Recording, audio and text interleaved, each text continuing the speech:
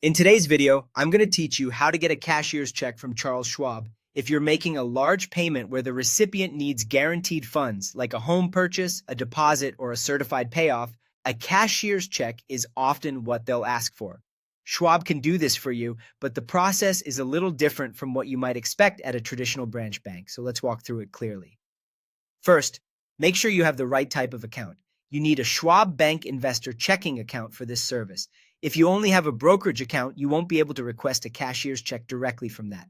The funds will be pulled from your checking balance, so double check that the money you need is already sitting in the checking account before you start.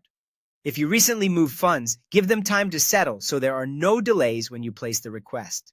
Next, place the request by phone. This is the primary method, and there isn't a simple online button to generate a cashier's check through the website or app. Call Schwab Bank Support using the number listed on Schwab's official site or on the back of your Schwab debit card. When you're connected, they'll verify your identity for security. Then say clearly that you want to request a cashier's check. Be ready to provide 3 key details: the payee name, which is who the check is made out to, the exact dollar amount, and the delivery address where the check should be mailed.